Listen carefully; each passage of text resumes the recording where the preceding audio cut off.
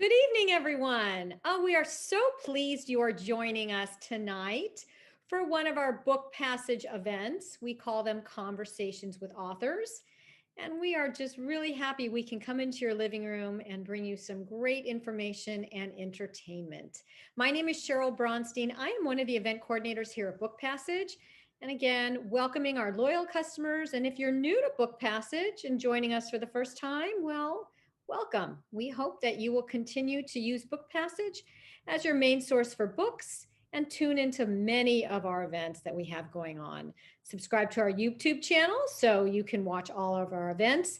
And this event will be archived. That means if you can't stay to watch the whole thing, in a couple days it'll be on our website and you can check it out and watch the whole thing from start to finish or wherever you left off. So we welcome you. And Book Passage has two beautiful store locations. We have our store in Corte Madera, and we also have our store in the San Francisco Ferry Building. Both stores are currently open 7 days a week for your shopping pleasure. You can come in and browse. You can buy your books that way. You can order on our website, or check this out, you can actually call us on the phone and we will answer it, and you can buy your books over the phone. Whatever works for you, we are here to help you make all your book purchases as easy as possible. And if there are any business owners that are tuning in this evening, we all know that books make the very best gifts, but you might not know that Book Passage has a very active corporate or business to business program. And we are able to get you books for your clients and for your staff. We can offer very generous discounts. We can often get signed copies of books. We ship all over the country, and we can if it's a large order, we can get the author to do a Zoom call with your clients or staff. So please keep that in mind. If you are interested in our corporate order program, just call one of our stores and say, I'm interested in corporate orders, and we will be very happy to help you. We have amazing customer service. We have a very busy summer schedule. Please check out our website. We have many in-person events. We have virtual events. We have classes. We have a mystery writers conference, and we have a travel writers conference coming up in August. Very, very busy. So don't want to miss anything. Check out our website so you will stay up to date on all the amazing things that we have going on in our Book Passage community. Here at Book Passage, our mission is to enrich, engage, and inspire. And Book Passage has been a Bay Area institution and a family-owned business for over 40 years. We are very proud of that, and we hope to be around to serve you for another 40 years. Well, this evening we have an amazing lineup, a powerhouse of writers on a very important topic: sex and the single woman, inspired by the legendary Cosmopolitan editor Helen Gurley Brown's Sex and the Single Girl. This is a feminist anthology featuring 24 essays on today's modern single woman. And I'm so excited to present these amazing writers and to focus on this book this evening. Our event will be moderated by Eliza Smith. Eliza is the co-editor of Sex and the Single Woman. Her work has appeared in The Cut, the New York Times, elsewhere, and has been awarded an Ohio Arts Council Individual Excellence Award. Congratulations, Eliza. That is quite an honor. She currently works as the special project editor at Literary Hub.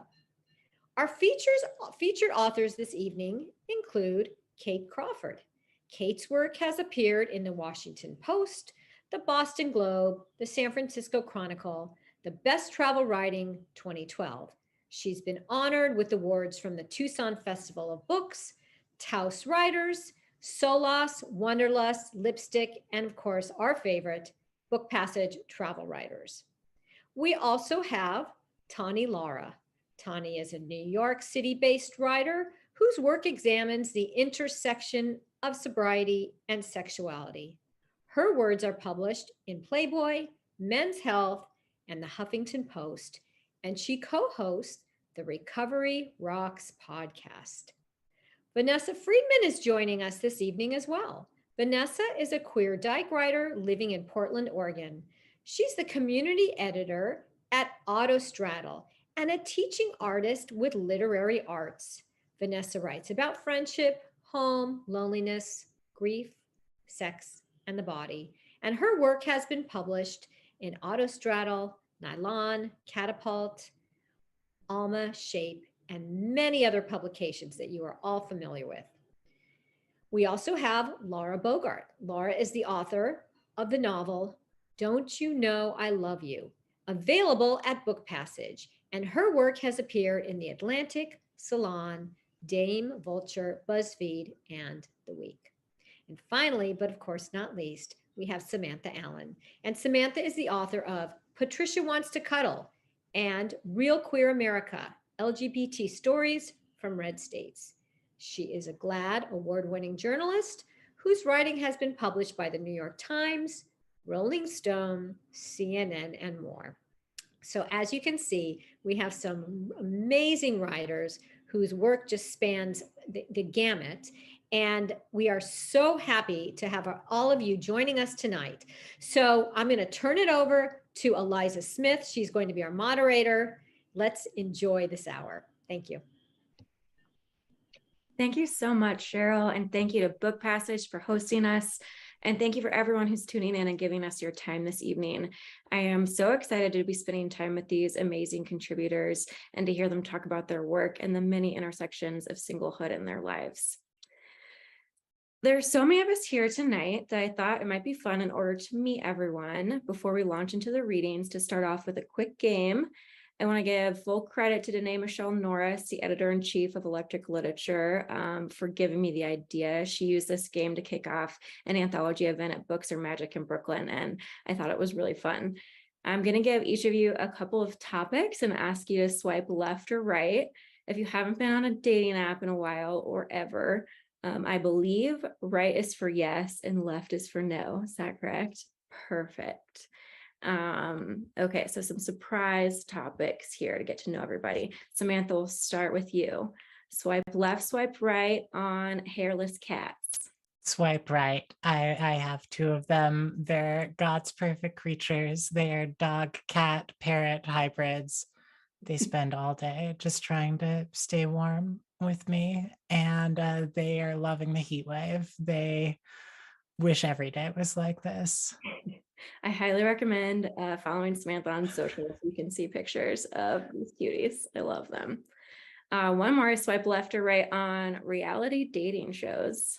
Hard swipe right. Patricia Wants to Cuddle is a Bachelor satire with a Bigfoot in it. So if you're in the mood for something zany this summer, check it out. What's your favorite reality show right now? Ooh, probably Love Island has supplanted The Bachelor in my esteem. Good to know. Thank you very much. I'm gonna hop over to Laura. Swipe left, swipe right on the Alien franchise. Oh, swipe right. I love stories about strong, fierce women, and I think that that is a must in anyone that I would match with. And I love the whole Alien franchise, even like the one with Winona Ryder and number 3, and even the prequel movies. I haven't gone that far yet, but I will. Sigourney is a godsend. Swipe left, swipe right on gardening. I would say swipe right, because it is, you can grow your own food and have beautiful flowers. And I had some flowers on my deck earlier before the heat wave got them, and I made myself little bouquets on my writing desk. Ah, I love a writing bouquet. Thank you. Thank you very much. Tani, swipe left, swipe right on The Simpsons.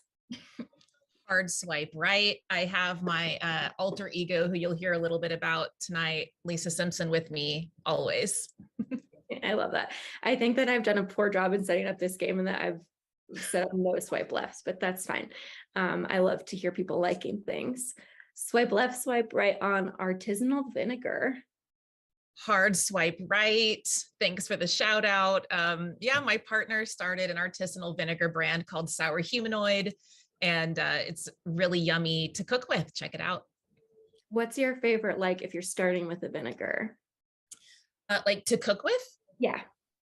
I think it's really easy to brighten up your meal with some like roasted veggies, maybe some roasted Brussels sprouts, roasted broccoli, salt, pepper, a little bit of vinegar, some olive oil, and it just brightens it up, adds a little bit of pizzazz. Love it. I'm not a cook, but I am an eater, so I appreciate that. Okay, thank you. Kate, let's go to you. Swipe left, swipe right. I'll give you a second to unmute on Ben & Jerry's ice cream. Big swipe right. What's your favorite? What's your go-to flavor?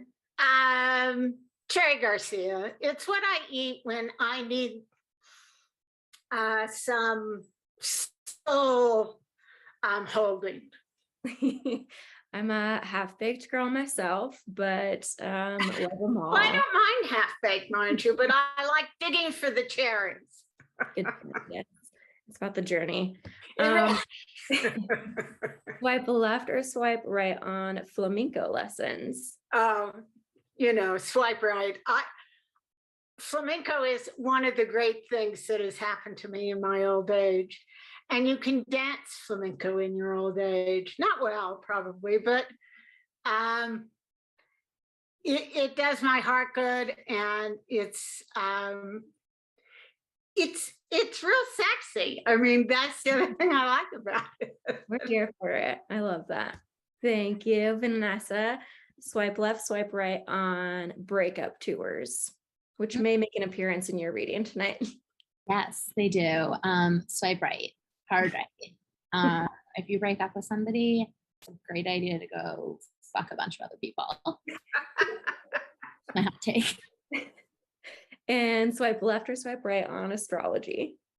Swipe right, obviously. What are we now? What's going on? What's happening? Yeah.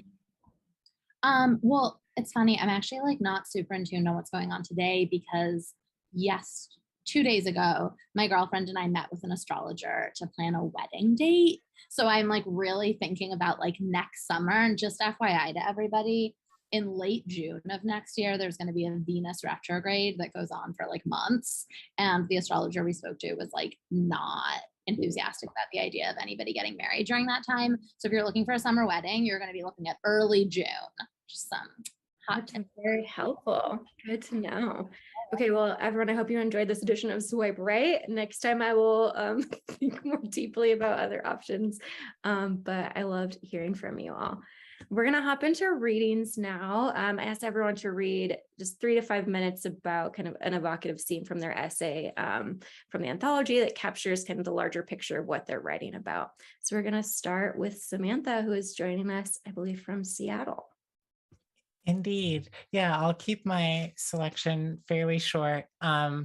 My essay is pretty directly in conversation with the 1962 Sex and the Single Girl, and particularly with the section where she warns you about homosexuals, as she puts it, and sort of is instructing her readers to sniff out when the men they're interested in aren't quite right.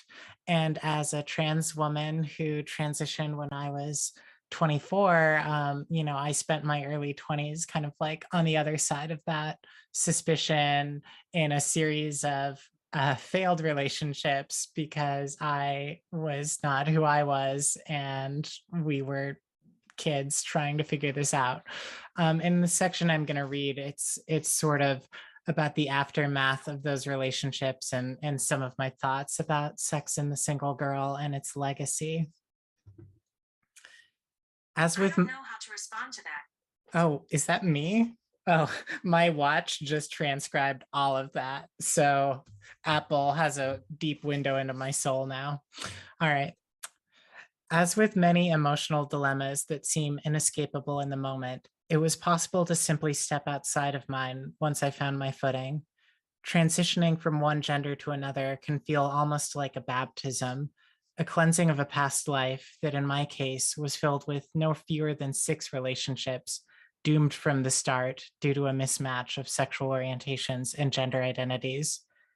And so I was able to leave behind the agony and angst of that half decade of dating. Those years felt heavy, leaden, and then they were washed away. There was no point being upset about them any longer. My present is simple. I'm a woman married to a woman who's attracted to women, a beautiful parsimonious alignment of body and desire. But I do count myself among those affected by a Cosmo era that lived on in our cultural imagination much longer than it should have. It's not the 1960s anymore, neither socially nor economically, and it's taken us a long time to admit it. A sexual revolution was a fun party to have while the country was still flush with post-war cash, when HIV was unknown, and before capitalism sucked all the joy out of life, leaving us to slurp desperately at the straw of entertainment for some simulacrum of abiding pleasure. Today, as I watch overworked friends with empty refrigerators swipe away at dating apps, restless and afraid about the future, it's hard to believe we even live in the same America that Brown once saw as a sexual playground. In 2022, everyone has a pocket full of availables. No need to read a chapter in a book about where to meet them. No point driving around in heavy traffic, trawling for possibilities, as Brown suggested. But few people of any gender seem all that happy about the convenience. A majority of women and a plurality of men, the Pew Research Center recently found, believe dating is harder today than it was 10 years ago, and declining percentages of young people report having casual sex. I can add to this my own anecdotal finding that many educated, eligible straight women preferred being in a relationship with a closeted transsexual writer to the supposed delights of modern singledom. For many of us, unattached life isn't exactly the carnival ride that Sex and the Single Girl promised it could be. Not that Brown is anything close to being the architect of our current nightmare. HGB didn't turn income inequality into a gaping maw between the rich and the poor. nor did she engineer the looming sense of alienation that grew larger as smartphones got smaller. Some of the central ideas that she championed in her breakout book and over the course of her long magazine career were good at their core. Women should take pleasure in and more ownership over sex. But in the wake of the sexual revolution, debates between the third wave feminism that Brown foretold and the anti-feminism typified by Phyllis Schlafly almost always seem to get caught in a frustrating dialectic. The former ideology promising that a full decade of adult singledom is rewarding and right, the latter maintaining that it is unsatisfying and wrong, neither of them able to fully acknowledge the banal truth that forces beyond the cultural, stagnating wages, rising healthcare costs, lengthening work weeks, or turning both early marriage and casual sex into joyless pursuits. What Brown is partially culpable for, though, is perpetuating the same culture of dehumanization that made her book necessary in the first place. Sex and the Single Girl arrived at a moment when men had long been treating women like snacks to categorize and consume, but instead of encouraging women to exercise sexual agency differently, it talked to its presumed reader like a big game hunter about to go on safari. It spoke about relationships in financial terms, referring to marriage as insurance, claiming that the men one encountered along the way to a husband were cheaper emotionally, seemingly all in good fun. However, that framing isn't without its costs, so to speak. The book committed the classic mistake that Lean In did 50 years later, urging women to play the game harder instead of flipping over the table. Thanks. Oh, we're all clapping. Thank you so much, Samantha.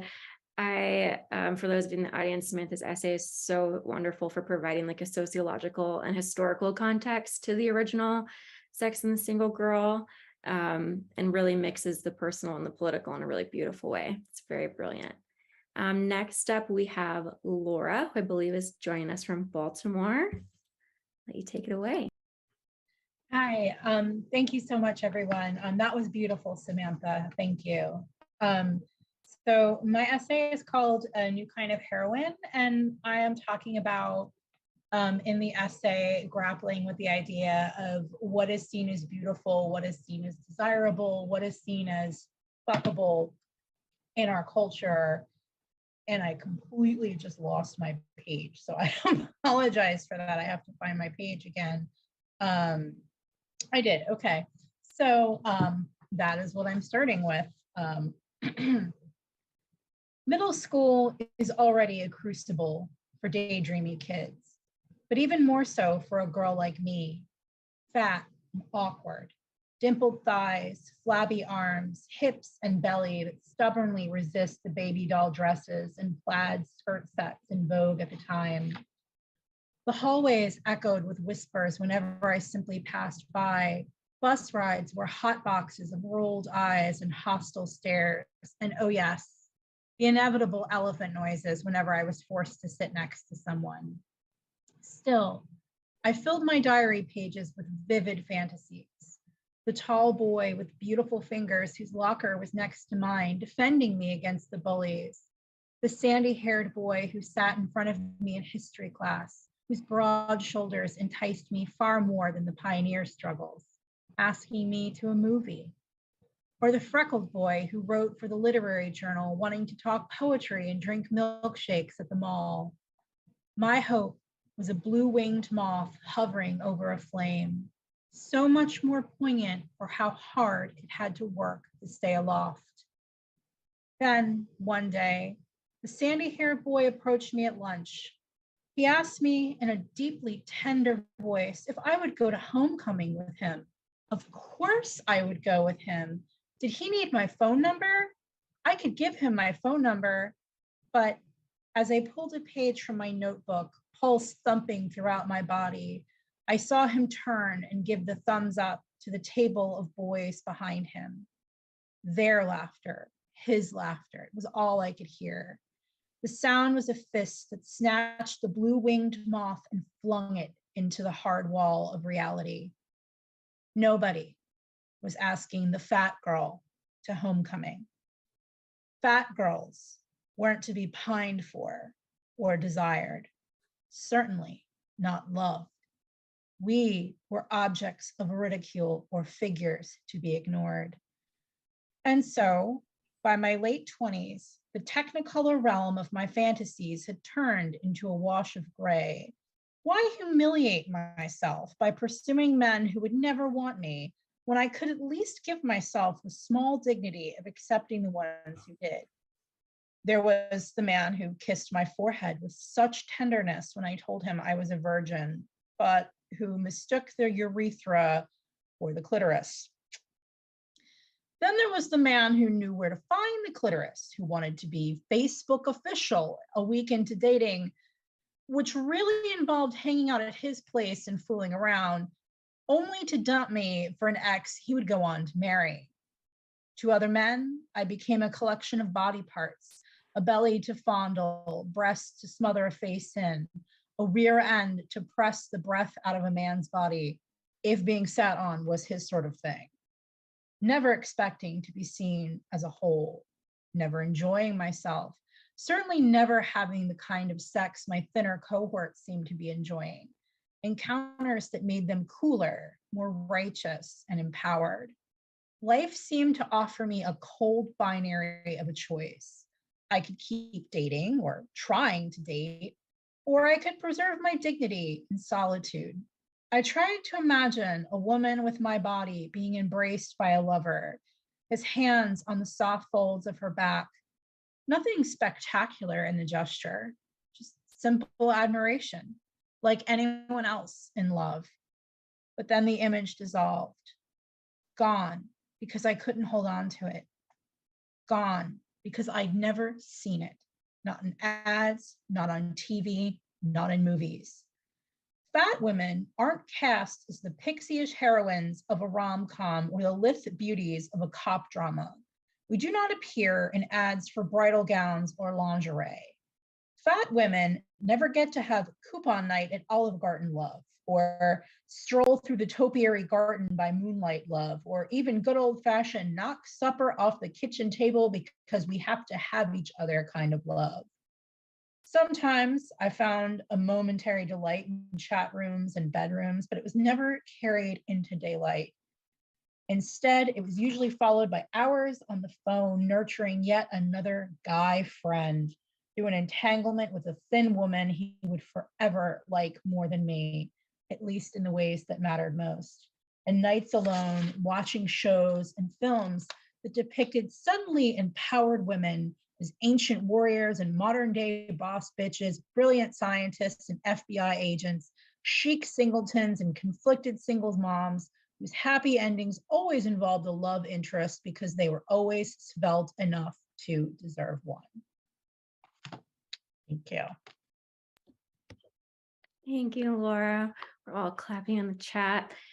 Laura's essay really brought me back to middle school life, which was a time and a half. And it really engages with pop culture in really fascinating, wonderful ways. And I am excited, if you haven't read it yet, for you to get the chance to. Next up is Tawny, who is joining us from Brooklyn, New York. I'm not from the East Coast, so I struggle between the two. I'll let Tawny clarify and take it from here. Hello, reporting live from Washington Heights, New York, north Manhattan.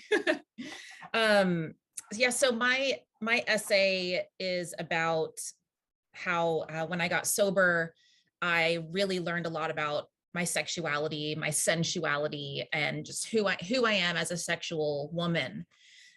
So this essay explores that and speak to what Samantha said about how Helen Gurley Brown had thoughts about homosexuals. She also had thoughts about people with drinking problems, and she advised you from getting into a relationship with someone in recovery. And I met my partner in an AA meeting, and it's going, my humanoid and I are doing pretty well. So, and this essay is a little racy. So just full disclosure. All right. What turns you on? My lover, whoever they happened to be at the time, would ask. I don't know. I'd reply, then quickly deflect. What turns you on? I wasn't playing coy. I had no clue. I knew what was supposed to do it for me: nipple biting, rough hands, and a wet tongue. At least that's what porn told me that I should like.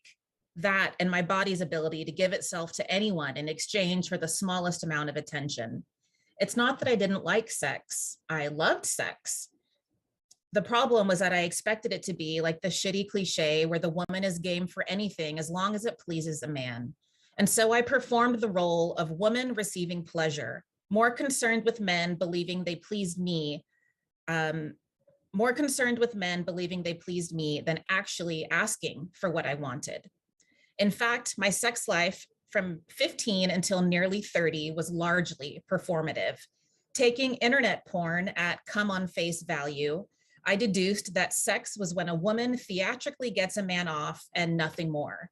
That as a woman, I was expected to dress, talk, and fuck in ways that turn him on, and that foreplay was nothing more than extra credit. It took more than a decade to finally discover and embrace what turns me on. Part of what made that journey so arduous was also spending that era in denial about my substance abuse. Only years of sobriety and therapy would finally bring to light just how entwined alcohol and an unhealthy relationship with sex had become for me. The mental health community uses the term arrested development for a state of suspended maturity in which people remain at the emotional age when they first experienced trauma or turn to self-medication as a coping skill. My emotional growth was stunted at 14, when an event that I refer to only as the incident occurred. Like many people who experience trauma, I think of this moment as the line defining my before and after. Before the incident, I was so invested in school and extracurriculars that my mom called me Lisa Simpson. I co-hosted the on-camera morning announcements and contributed to my local newspaper's teen section. I loved putting a story together, even if it was just about the lunch menu or Friday night's football game. In short, before the incident, I was thriving. After the incident, my anxiety was replaced with a mix of clinical depression, anxiety, and teen angst. Mom put me in therapy. I gave it a shot, but unpacking trauma and talking about my feelings didn't provide the instant gratification I so desperately craved. Therapy required being present for my harsh new reality, while I soon learned that I preferred escapism. I started and then dropped several different SSRIs, thinking I hated them all, but the truth is I didn't stay on them long enough to see the real benefits. In my adolescent mind, I tried everything available to me to feel better.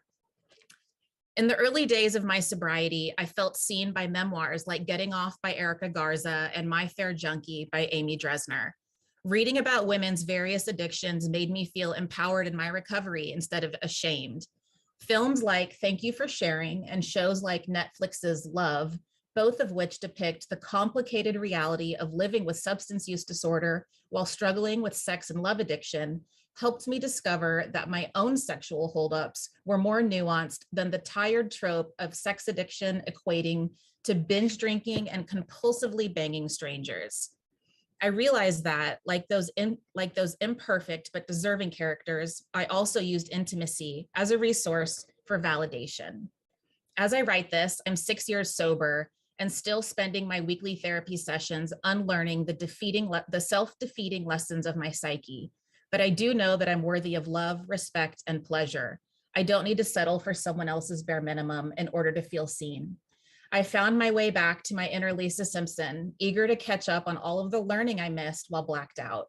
I'm finally staying on the antidepressants long enough for them to help.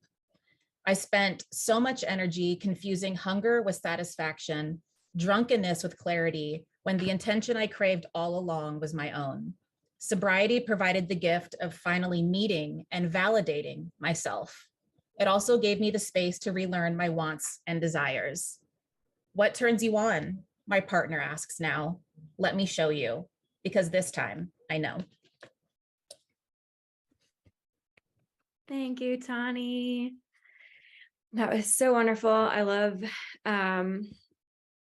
seeing how you guys excerpt your essays for one, and a thread that I just want to mention I'm seeing across Samantha, Laura, and your essays, Tani, is this like forgiveness and gentleness with our younger selves. And I really love and appreciate that theme. You can read more from Tani. I'm not sure if it was in her bio. She has an upcoming book called Dry Humping that talks more about sobriety and sex, which is very exciting. Next up is Kate, who is joining us with her dog Checkers from Taos. Hi, thanks, Elisa. And great reading so far. This is so exciting to be part of this group. My essay is called Second Coming, and I've sort of made a very short essay out of it. It's 2012. I'm 65. 4'11" and on the flabby side of stout. My clothes are beyond their sell-by date, yet I want nothing more than to lay across the big brass bed again. In the 1960s, I romped through my first coming of age. My passion, social justice with a capital J. My pastime, sex with a capital S. In college, I would date and mate and then hang free. Though never alone. I had remarkable friends. Many planned a trip down the aisle. I planned a trip to Kenya. Not opposed to marriage and kids, I was afraid of becoming a kept woman in the form of a suburban housewife. I wanted to live my own life, make my own decisions, and have sex. And so I did, until I didn't. Where's the jazz now? The waves, the moonlight. Trembling flesh laid bare, ricochets between painful pleasure and pleasurable pain. Okay, I'm on this. I launch a campaign to have a sexy 60s. First up, collect seductive lingerie. When I was younger, I'd scoured Filene's bargain basement for sexy panties. My favorite find was a pair of French cut bikinis that, like the ones that Barbara Streisand wore in The Owl and the Pussycat. I doubt that anyone who saw me in them cared, but I did. They made me feel sexy. Ergo, I expect replacing my worn out, stretched out, and soon to be thrown out undies with alluring black lace will restore sexy vibes. I order some beauties. When they arrive, I stand on the toilet to scrutinize my finds. I spurn 4 hips forming panties and overflowing bras. Enter the retro numbers, high-waisted panties with V indent pointing south, and a satin push-up bra that counters decades of gravity's drag. I peer into the mirror. For the first time in my life, I don't do a will have to do shrug. We've come a long way together, I tell my body. You suffered for sure, but look at you now. You sexy thing. Then it's off to the library for a newer edition of Our Bodies, Ourselves. When I first read Our Bodies in 1976, I uncovered the amazing information that I had a clitoris for my pleasure. Neither Mom, the Cortex pamphlet, nor my high school health teacher had mentioned such a thing. Perhaps they didn't know either. The library promises an entire section on senior sex. I scoop up 20 and drift to the front desk. I know the librarian. I know that he knows that these are not my typical reads. With a straight but reddening face, he checks me and my books out. The chrome tones portray senior lovemaking as different, yes, but as provocative as our lifesome youth. And they included a erogenous path. To begin, buff up the pelvic floor and score lube, then self-pleasure. My old vibrator is as time-worn as I am. 4 decades ago, I'd scuffed into San Francisco's Good Vibrations and bought the first toy the groovy sales chick recommended, the wand, a dull trenchinous rod topped with a hard ball. It had 2 speeds. Is someone knocking? And slam bang, thank you, ma'am. On the Webb's carnival of vibrators, I embrace a handsome bow with 8 speeds and 8 tempos. And ooh la la, he's waterproof. A more substantial investment, but as Mom used to say, if not now, when? And she had an affair at 85. This hue, intense, exotic, come hither, transports me to salty breezes rippling and a turquoise sea. I name him Monsieur Turk. He takes 4 hours to get his charge on. I plug him in next to my bed and promptly fall asleep. Steamy and damp, I wake, feeling charged. I flip the sheet off my naked body and glance at Monsieur Turk. He too is ready. Leaving us on a cliffhanger. Something tells me it's a happy ending. Kate has the most amazing stories. If you're ever going through Taos, I highly recommend you take her out for coffee and just ask a couple of leading questions, and it will be the most fun conversation you've had in a while. Last but certainly not least is Vanessa joining us, I think, from Portland. And Vanessa read the same excerpts at an event at Powell's, and as the moderator said, you might need a glass of cold water for it. So I will let her take it away. Thank you. I don't think you need much context. This is in the middle of my essay about a breakup, and I'm having a nice time. I've been to A Camp, an annual gathering of 400 queer babes in Southern California, many times before, but in the past, I was always partnered. I spent my 20s in serial monogamous relationships. Now I'm almost 30 and I'm finally solo. On the last night of camp, there's a dance and we're all teenagers again. So much of being queer is reliving milestones, trying to get it slightly more right than we did in our youth. I have a crush on everyone, but I have a particular crush on Noah. She's Jewish and wants to be a rabbi. She's obnoxious and butch. She's in her early 20s, but her dark hair is already peppered with silver strands, and she keeps it long on one side, buzzed short on the other. I tell her in passing, I like when butch babes pull my hair. I like when they do it and tell me I'm pretty. And then I think, Jesus Christ, Vanessa, do we ever leave that childhood playground? Do we ever unlearn the problematic ways our mothers told us boys were flirting when they hurt us? But I also think, who cares? I do like it when butch babes pull my hair. Maybe it's the patriarchy, or maybe it just feels good. At the dance, I make out with Finn, I make out with Al, I make out with Molly, I make out with Rose, I make out with Jessie, I almost make out with Lou, but Summer asks me not to, and I'm annoyed, but I listen because I love her and whatever. Your breakup tour is inspirational, Rose says in my ear, and her burnt red lipstick is still on my mouth, and I love her, and I wonder why I spent my 20s partnered. I wonder how much sex I will have in the future. I wonder why it took me so long to get here. I wonder what was stopping me. Near the end of the night, I'm dancing on stage, surrounded by friends. My velvet snakeskin dress, drenched in sweat and someone else's tequila, when Noah comes up behind me and pushes her body against mine. My ass meets her hips and her hand is in my hair. She tugs, not gently, and puts her mouth near my neck. Let's leave, she says, and we do. My body is still bruised from River's impact the week before. Noah's mouth tastes like she's been fucking someone else. We do not belong to each other. I love it. My desire lives like an object in my throat, like glitter on my skin.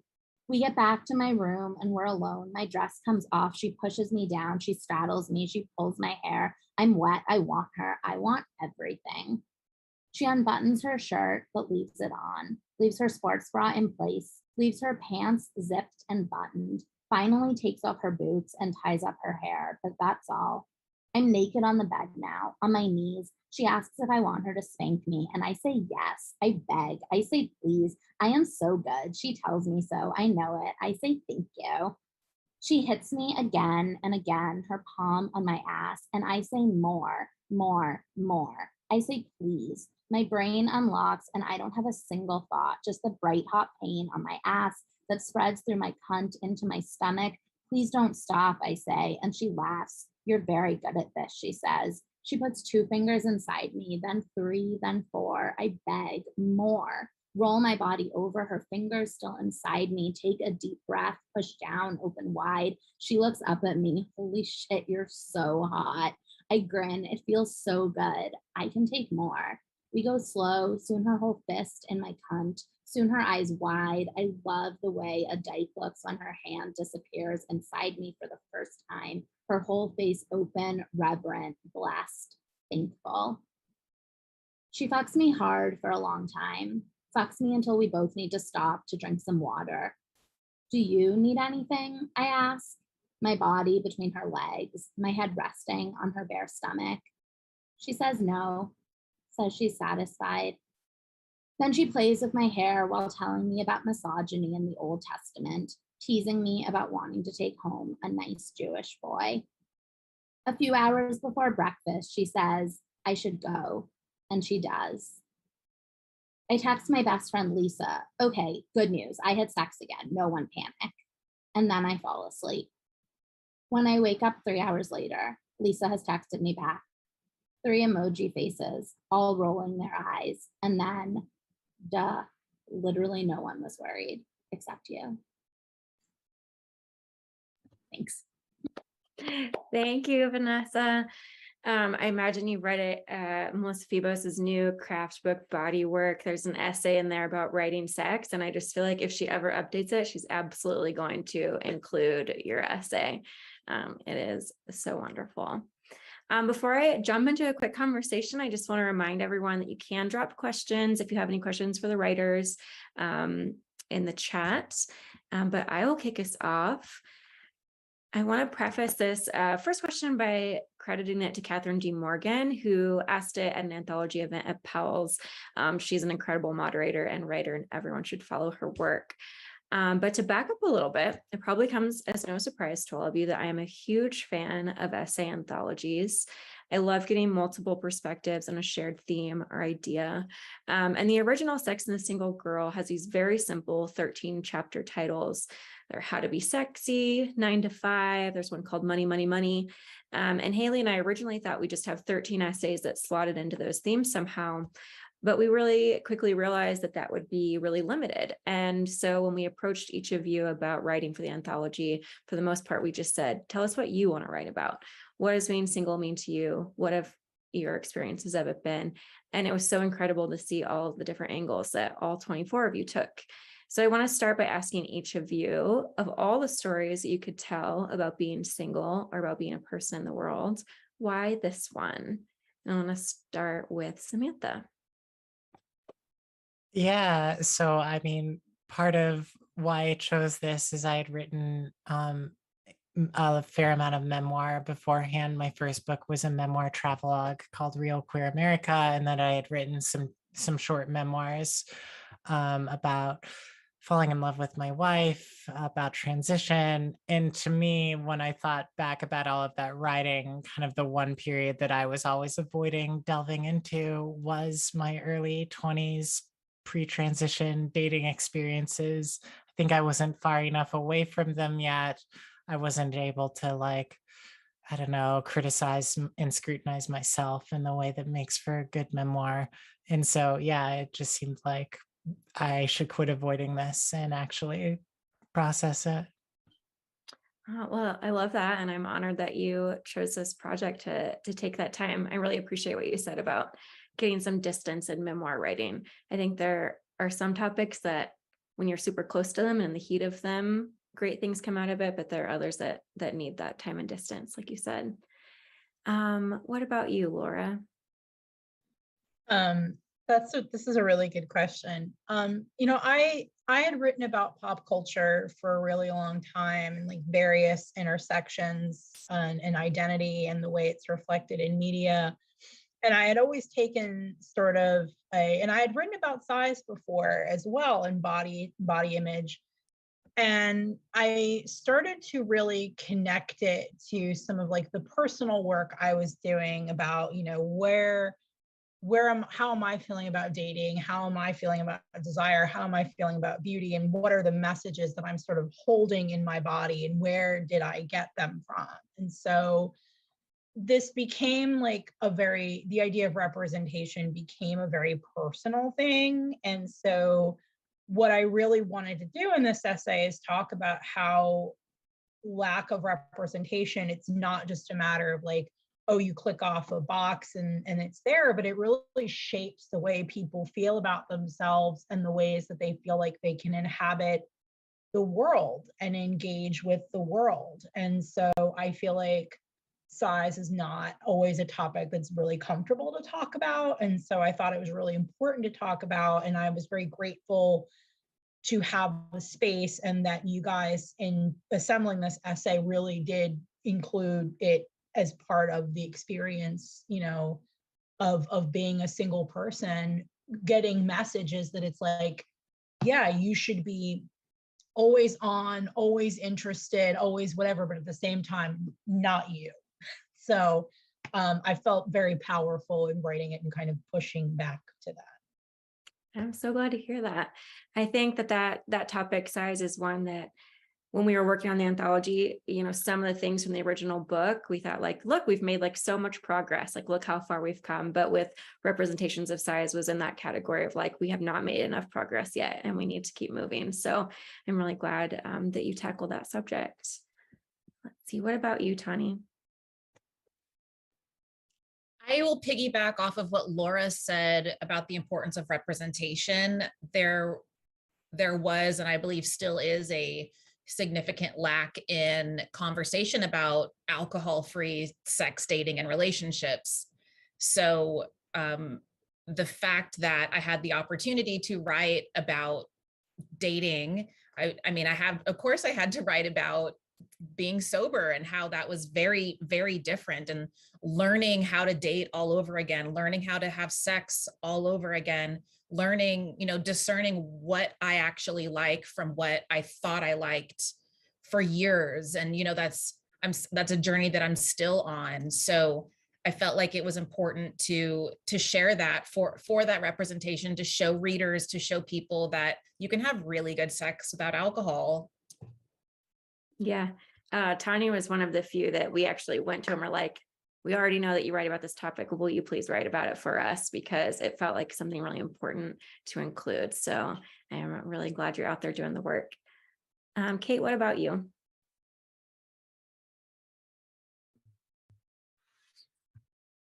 Am I muted or not muted? You're good. Okay, good. Well, I feel like I'm carrying the flag for senior sex, and I'm happy to do it. But as a friend of mine said to me, if I had locked myself in a closet for 47 years and thought about it, I still would not have come up with sex is what you would write about. I mean, I'm a longtime activist. I have a lot of other things I've done. But this book was actually just handed to me. The universe, my memoir, which is really what this is based on. And it was handed to me. I really think the universe just handed it to me. I mean, I did get this great idea to have a second coming, a sexy 60s. And I thought it was fun because of the 60s. I eventually realized, just so you know, that I had done that because my mother had just died and I had to have some way to disperse the grief. And this sexy 60 things worked really well for me. I just threw myself in it. I took flamenco, I bought new clothes, on and on and on. And then, I met somebody and, we had our first date and I was a disaster. I mean, a disaster. And it goes on from there, but it was like thing after thing after thing was presented to me. And I thought, I cannot not write this book. This book was meant to be, I don't know why, I have no idea. It doesn't sound like social activism to me, but I just had to write it. And along the way, I got this opportunity to write an essay. So that's what I did. And I'm delighted. Again, I want to say I feel like I'm in really wonderful company. So thanks so much. Of course, thank you. I'm glad you're carrying that flag. And I feel like senior sex is a form of activism and safe sex in every angle of it. I want to get you the flag now. Vanessa, how about you? Yeah, I feel like I'm cheating a little because I was at the Powell's event. So I did answer this for Catherine, but I don't remember exactly what I said. So it's kind of not cheating.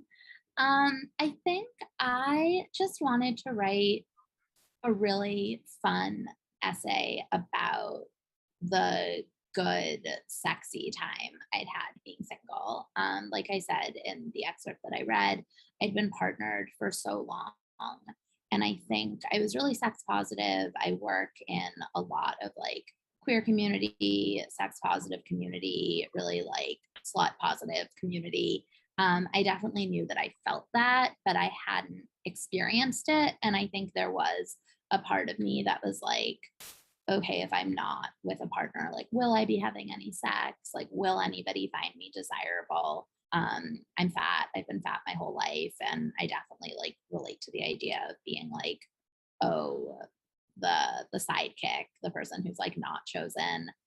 Luckily, I've literally never lived anywhere more body positive and fat positive than Portland's queer community. I feel really lucky here. But yeah, I think I had such a nice time. My girlfriend now has this shirt that says, be a slut, do whatever you want. And I felt like I wanted to show that side of a singleness, the side that was really fun, was really exciting.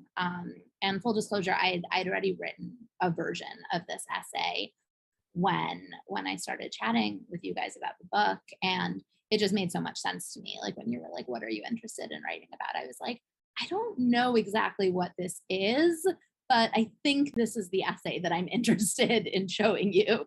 And I was grateful when you were both like, yes, this is the essay that you should be showing us. Thank you. Yes, we were very excited. I mean, what I love about that essay is that it is like 95% of like, this is really fun. I had a great time, which you don't see a lot of. And then 5% of like acknowledging that like sometimes there were lonely moments. And I think that those things can coexist. And I loved how your essay grappled with both of them. I wish that I could talk to you all night. This went so fast. I was going to do a little round robin of where the people could find you, but you guys know how Google and social media works. Follow these amazing writers. They all have books that just came out or in progress or will be out in the world soon.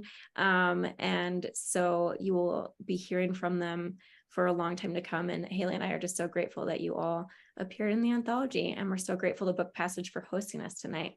I will throw it back to Cheryl, and she's gonna take us out of here. Thank you so much. This was an amazing hour. I love the passages that all of you read. Eliza, Kate, Tawny, Vanessa, Laura, Samantha, thank you so much for participating and spreading your message to our Book Passage community. Here is the book. All right, it is for sale at Book Passage. We have lots of copies and it makes a wonderful gift. This is the type of book that you want to purchase in quantity because you want to get one for you and then you want to send one to your best friend and your cousin and your sister and your mom. It is a great book for so many different constituents. And it's an important book too. So again, I want to thank you all for supporting Book Passage. We can bring you this programming, which is free because you buy your books at Book Passage. So again, thank you to our authors for participating. Thank you to our loyal supporters. Continue to buy your books. Again, here's the book. I don't know if can we see it? I'm on a green screen. Yeah, we can. So get your book at Book Passage. Thanks for spending your hour with us, joining in. We will see you soon. Good night.